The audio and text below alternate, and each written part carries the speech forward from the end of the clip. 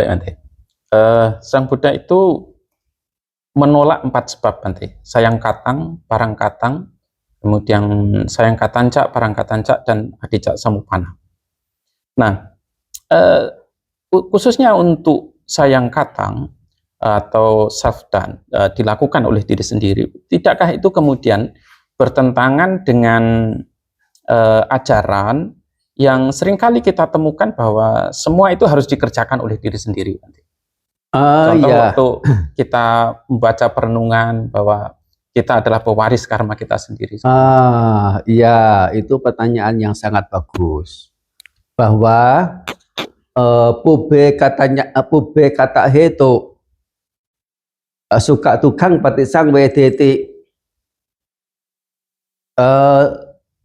Seseorang mendapatkan kebahagiaan penderitaan disebabkan oleh perbuatannya pada masa yang lampau.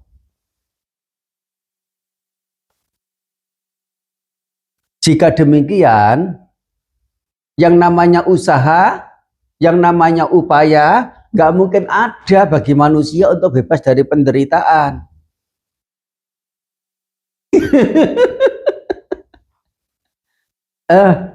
Itu yang Sang Buddha katakan. Meskipun kita di satu sisi yang lain juga mendengar ajaran Sang Buddha bahwa kebahagiaan penderitaan itu, berasal dari timbunan jasa kebajikan yang telah dilakukan pada masa yang lalu. Tetapi itu sendiri adalah sebuah faktor-faktor yang bukan menjadi yang utamanya itu dari yang lampau itu yang akan memberikan yang sekarang, tetapi hanya sebagai penunjangnya saja. Di saat sekarang ini, usaha, upaya dalam bagaimana seseorang itu menanggapi situasi segalanya itu masih sangat berpengaruh dengan bagaimana nilai apa yang dimunculkan di dalam hatinya, sikap penyikapan apa yang dilakukan oleh batin dengan sisi buruk maupun sisi baiknya, sesungguhnya itu yang menentukan penderitaan atau kebahagiaan. Cara pandang yang keliru atau cara pandang yang benarnya. Kembali pada pube kata hetu, disebabkan oleh perbuatan yang telah dilakukan pada masa yang lampau. Di sini seolah-olah bahwa keberadaanku itu tidak lain adalah keberadaan yang sama di zaman yang lalu sebelum kehidupan sekarang ini ada. Ya, itu semacam pandangan sebagai yang boleh dikatakan pandangan berkelanjutan atau sasata titik. Kalau mau dikaitkan ke sana juga memungkinkan. Tetapi setidaknya di sini Sang Buddha menolak pube kata hetu itu nanti akan berseberangan dengan kalau itu sudah pube kata hetu, sudah takdirnya, kita tidak punya free will. Kita tidak punya kebebasan bergerak, tidak punya kebebasan memilih. Termasuk juga bahwasanya kalau kebahagiaan penderitaan kita ini berasal dari sosok yang maha kuasa, sosok yang maha segalanya, penentu nasib, penentu takdir. Ya, sudah berikan, ya. Terus kemudian kita menderita, kemudian kita sakit, ya. Artinya apa? Artinya penguasa yang lalu itu yang membuat kita itu melakukan hal-hal yang buruk. Sehingga kita sekarang ini mendapatkan penderitaannya. Termasuk juga katakanlah tadi itu yang dari diri sendiri. Nah, kalau mengerti bahwa diri sendiri itu mendapati penderitaan di kehidupan sekarang ini, dan kehidupan sekarang ini menderita itu karena buah kehidupan yang lampau, artinya apa? Kita sudah memastikan bahwa kehidupan yang lampau kita itu telah melakukan sekian jenis perbuatan, melakukan ya pelanggaran-pelanggaran sila, melakukan keburukan-keburukan yang tahu berapa banyak keburukan itu, berapa lama, berapa sering, dan bagaimana kemudian kita membalasnya atau menutupinya. Kalau kita itu kemudian dengan duduk manis menerima bagian buah-buah yang tidak menyenangkan, yang menyakitkan, yang membuat menderita, kemudian hanya pangku tangan untuk melihat, menikmati atau merasakan penderitaan yang menimpa diri. Sang Buddha mengajarkan tentang usaha, tentang upaya, yaitu dengan cara berpikir secara positifnya, secara nilai luhurnya, terlebih secara bijaksananya, ya bahwa semuanya itu ada penderitaan itu karena ada kelahiran karena ada perbuatan karena ada kemelekatan karena ada kesenangan karena ada perasaan. Di sini dalam konteks ini Sang Buddha hanya sampai pada wedana saja, hanya sampai pada wedana, yaitu munculnya kesenangan penderitaan.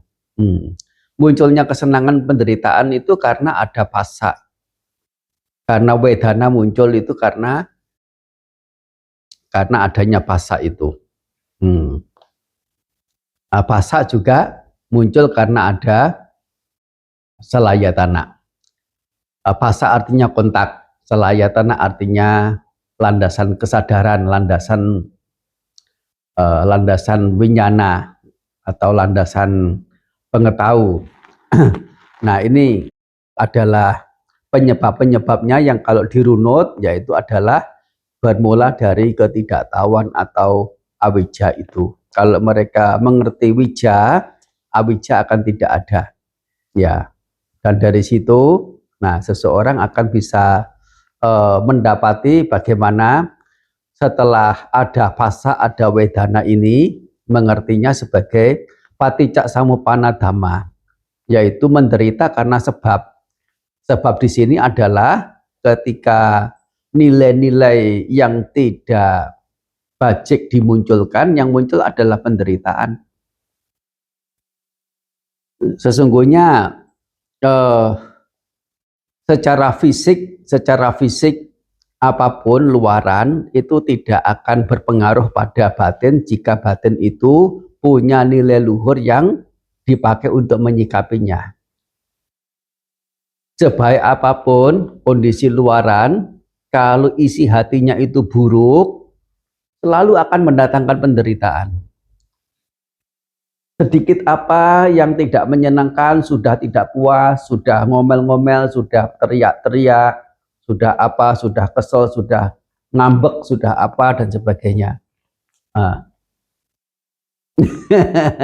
Nah, padahal itu sesuatu yang mungkin orang lain itu sudah seoptimalnya bisa melakukan, semampunya.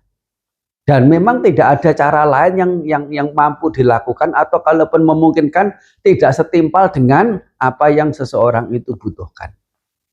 Sudah dibuat sedemikian rupa tapi terlalu manja, terlalu cengeng sehingga gampang untuk menjadi tidak puas. Meskipun apa yang ada sesungguhnya sangat-sangat bagus dibandingkan dengan tentu jauh kelas-kelas di bawahnya masih sangat banyak begitu ya.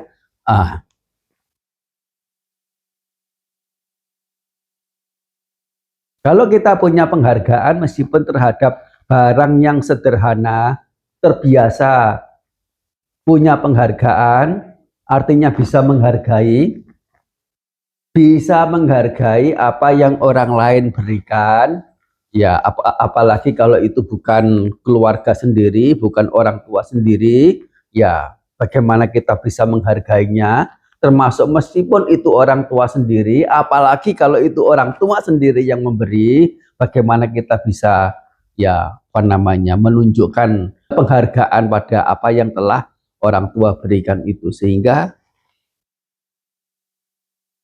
menjadi orang yang punya penghargaan itu hanya akan ada kebahagiaan. menghargai barang yang diberikan, menghargai niatan baiknya. Meskipun barangnya itu tidak berharga, tapi memang mampunya segitu, dia nggak bisa melakukan atau memberi lebih dari itu, tapi kita tahu dia memberinya itu dengan kesungguh hatian, dengan penuh segala hal yang hati yang baik, ya tetap kita bisa menghargai niatan baik seseorang itu, akan mendapatkan kebahagiaan juga bagi pihak yang menghargai, bukan bagi pihak yang dihargai. Meskipun itu akan berdampak juga bagi pihak yang dihargai, mungkin mendapatkan rasa terima kasih, mendapatkan hal-hal kebaikan yang berupa